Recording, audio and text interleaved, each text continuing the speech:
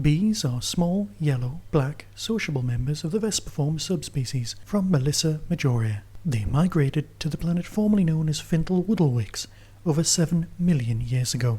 Sadly, these alien visitors bore more than a passing resemblance to a collection of local insects, and were mistaken by the inhabitants as nothing more than poorly armed insects with an innate ability to dance. They were largely ignored until it was discovered that their vomit was surprisingly palatable to most of the native species. Bees' attempts to communicate or implant their portable translation devices into the native species were usually mistaken as attempts to sting humans or fly out of windows. This misinterpretation of events never distracted the bees from trying to make first contact, despite a surprisingly high death count on the side of the bees.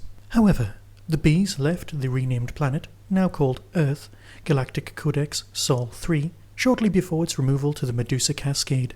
Curiously enough, the last message from the bees was mistranslated by a kindly beekeeper who assumed the bee was communicating the location of a bowl of petunias to its fellow drones.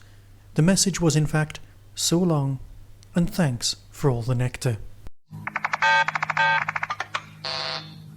Welcome once again to the Tin Dog Podcast. I can honestly say I really wasn't going to do a podcast this week. As usual, I like to make the two-parters all into one podcast, discussing the entire story as a whole.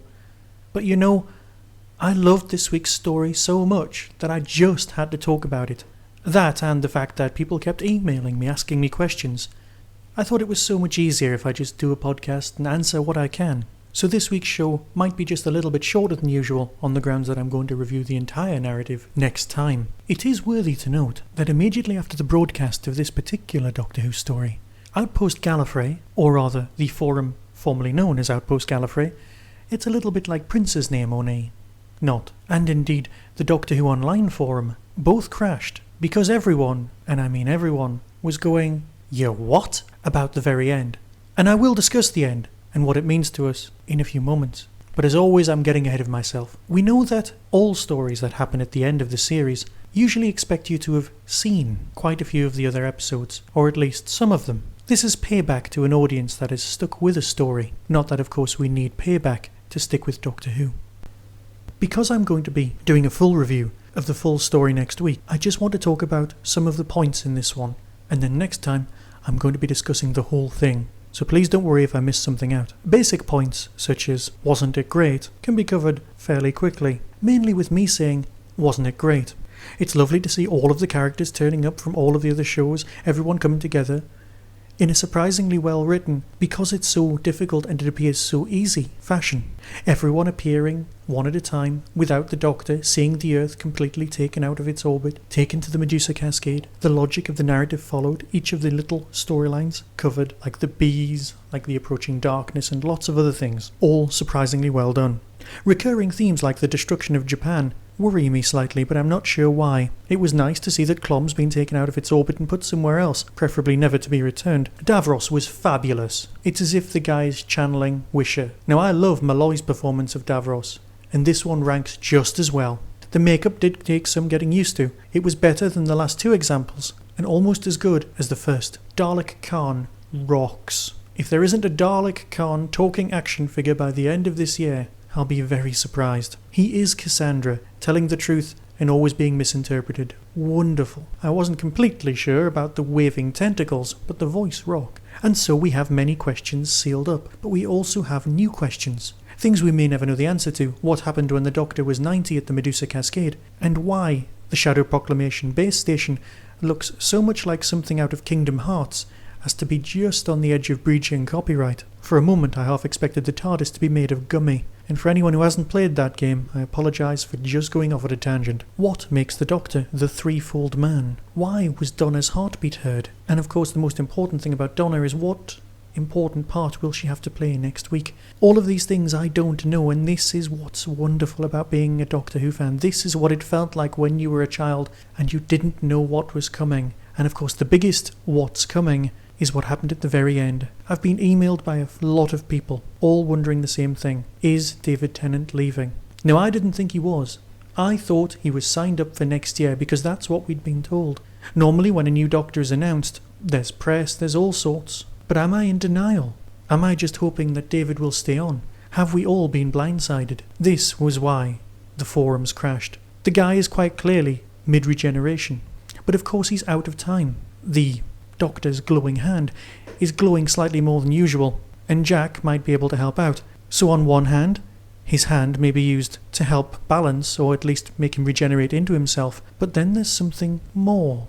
Something else. Will the 10th Doctor turn into the 11th Doctor and be a new actor? Will it be David Morrissey? Have we all been lied to in a good way? We feel the way we felt in 1981. Not even that, because we knew Peter Davison was taking over. This was the greatest cliffhanger of all. A cliffhanger that we don't know the answer to. An extreme reading of events would be that we get an 11th Doctor. He's got regenerative problems for the first 20 minutes of next week's extra long story. Remember, it's 65 minutes, so that business of the Doctor moping around after he's regenerated can still be covered in this story, while things get steadily worse, narratively speaking, until the Doctor gets to his senses, the new Doctor, and takes over. Of course, this new Doctor is given most of a full episode to demonstrate his worth, and next year, Russell could leave now, rather than next year, and we could have a full series. So how much have we been lied to? Or have we not been lied to at all?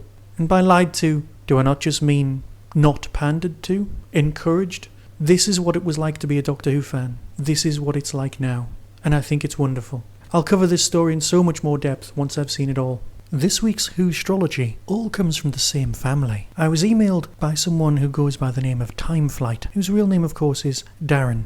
Darren was born in the middle of Invasion of the Dinosaurs. Here's his reading. On a trip home, you will discover everyone is out to lunch. You may have lived your life in black and white, but even knowing that, your friends see the colour in you. Choose your own golden age. Avoid pterodons on the underground. They may shout "Kakak!" Yeah, that joke only works if you're a fan of the Target novelizations. Mrs. Timeflight, or Alice as she's known amongst the other Timeflight clan, was born just after Talons of Weng Chiang, or sometimes as it's known, the Talents of Wang Chung, but let's not go there. Here's her reading. Your joint fear of bacon and puppets is known to us all. Beware dead-end science and ludicrously large lasers. A rat may try to befriend you, so remember to wear clean bloomers. Mr. and Mrs. Timeflight had two little Timeflights. Joseph was born in May 2000. Now, as we're aware, Doctor Who TV production wasn't around at that time.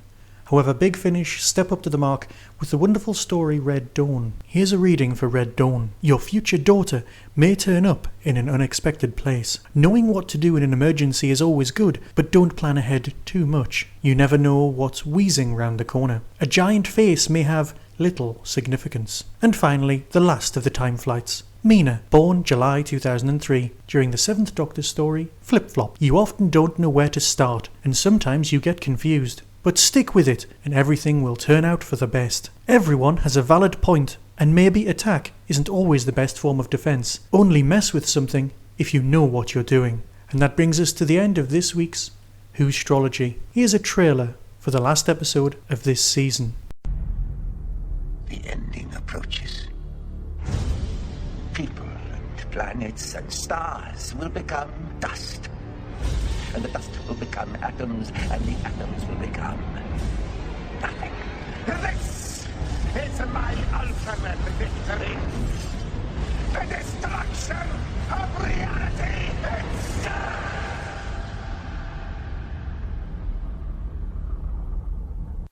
Be seeing you.